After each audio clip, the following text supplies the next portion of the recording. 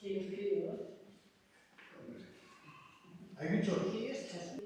Y ahí que le ves que cajas de esas. Y luego por la Switch. Y bastante está, bueno, con la esta bastante.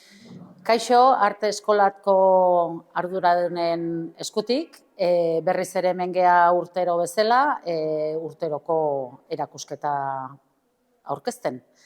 Erakusketa hau bi zatitan egongo da banatuta, bai helduen eta bai umeen aldetik. Orain zabaltzen duguna da umeena.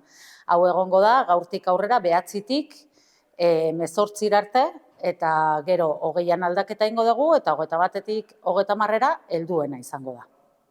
Bueno, eta erakusketa honetan ikusiko dugu bai ume txikiagoena eta bai koskortuenagona.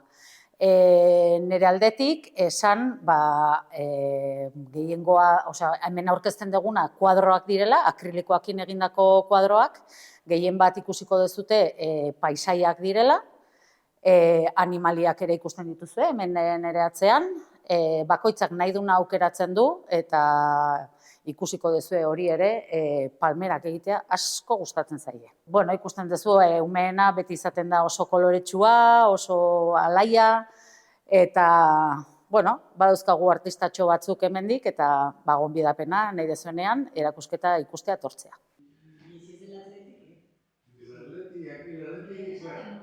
Nire zatia gaztekin ibiltzen naiz, lehenengo, bigarren eta hirugarren mailakoekin, eta erakusketarako esaten diet baiteko kartulina batean, tenperaren bidez edozein gaia. Bi aukera esaten dute, edo gaia libre, edo telebistako pertsonaiak, edo fotokopia bat hartu eta kopiatu. Gehienak ikusten dut libre egin dituztela. Gero badaude batzuk, ikusten dan bezala, telebistako gauzak, Messi, miércoles, eta horrelako pertsonaiak. Gero, tenperare bakarriken ez dute lantzen.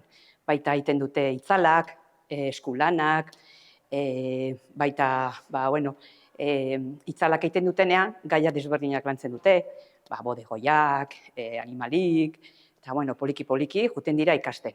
Volumenak eta gauza horiek nola egin behar dituzten. Gero tenperarekin, kolorea lantzen da, eta koloreak nagusiak, nola egin bere nasketak, eta Eta gero, igual baita esaten dio, gaur inauteriak dira eta eskulanak egingo ditugu.